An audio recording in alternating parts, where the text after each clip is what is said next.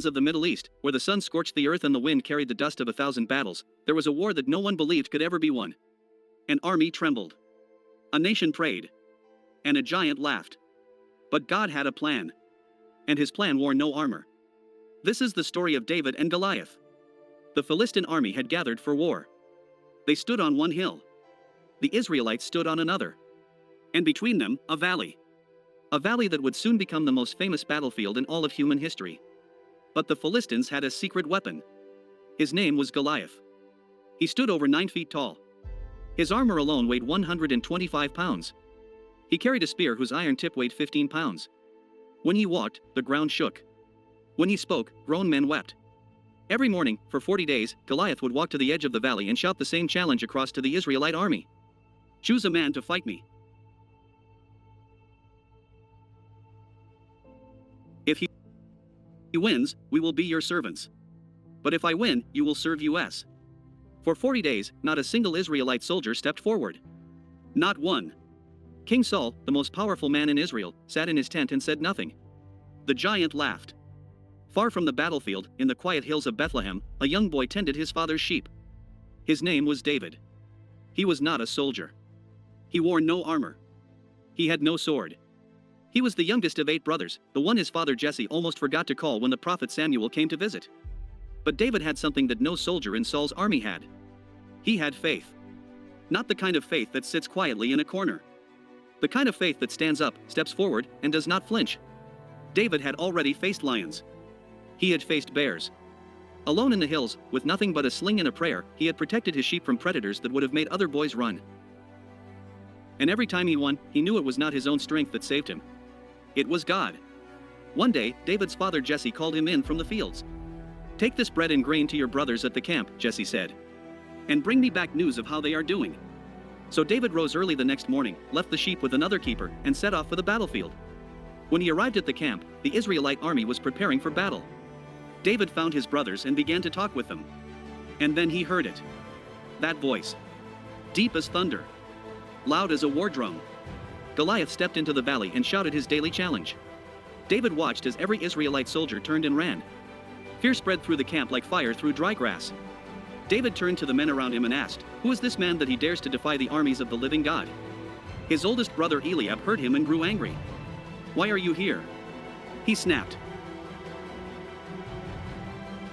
"Who is watching those few sheep back home? I know you just came to watch the battle like it is entertainment." But David did not back down.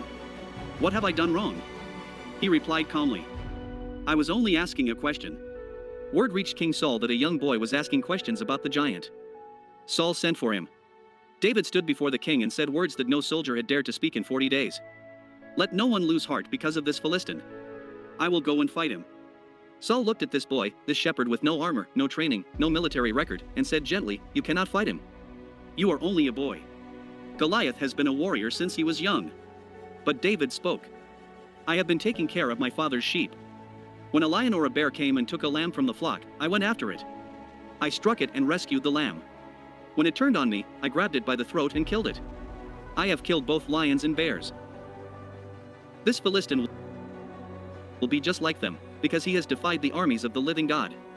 Then David said the words that have echoed through centuries of faith. "The Lord who saved me from the lion and the bear will save me from this Philistine."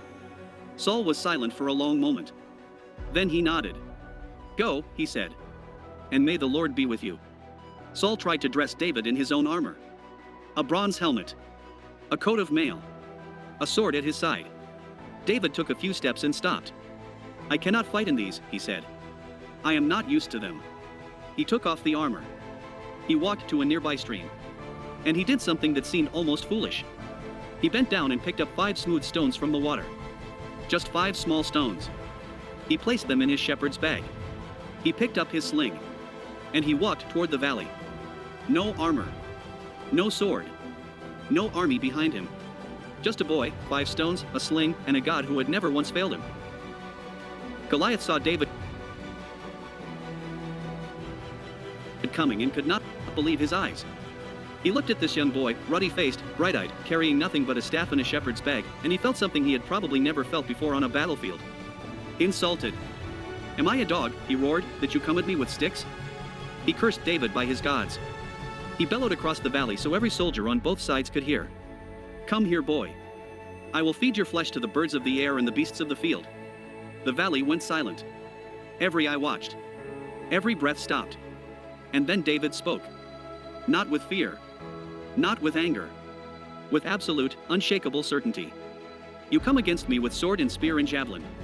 But I come against you in the name of the Lord Almighty, the God of the armies of Israel, whom you have defied. This day the Lord will deliver you into my hands. And the whole world will know that there is a God in Israel.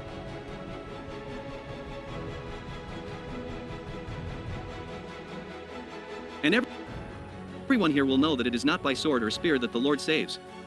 For the battle is the Lord's, and he will give all of you into our hands. Goliath moved forward to attack. David ran. Not away. Toward him. His hand reached into his bag. His fingers closed around one smooth stone. He loaded his sling. He ran forward, and he let it fly. The stone cut through the air. It struck Goliath in the center of his forehead. The giant swayed. And then, slowly, like a great tree falling, Goliath crashed to the ground, face down in the dust of the valley. The Philistine army stared in silence. Then someone turned and ran. And then another. And then the entire army broke, running, scattering, fleeing in every direction, as the shout of the Israelites rose like thunder from the hills. The battle was over before it had truly begun. A boy with a stone had done what an entire army could not. Every one of us has a Goliath. Maybe yours is fear. Maybe it is debt. Maybe it is illness, loneliness, doubt, or a situation that seems completely impossible. Maybe your Goliath has been standing in the valley of your life for 40 days, or 40 years, shouting that you will never win. But David's story teaches us something that changes everything. The size of your giant does not matter. What matters is who stands behind you. David did not win because he was strong. He won because he knew, with every fiber of his being, that he was not fighting alone. He ran toward Goliath not because he was fearless, but because his faith was bigger than his fear. And that same God, the God who guided that stone across a valley and brought down a 9-foot giant, is the same God who is with you today. Thank you for listening to Voice of the Word. If this story moved you today, share it with someone who needs to hear it. Leave a comment below and tell us, what is the Goliath in your life right now? Subscribe to Voice of the Word for a new Bible story every week. Because the Word of God is alive. And it is speaking, right now, to you. Until next time. God bless you.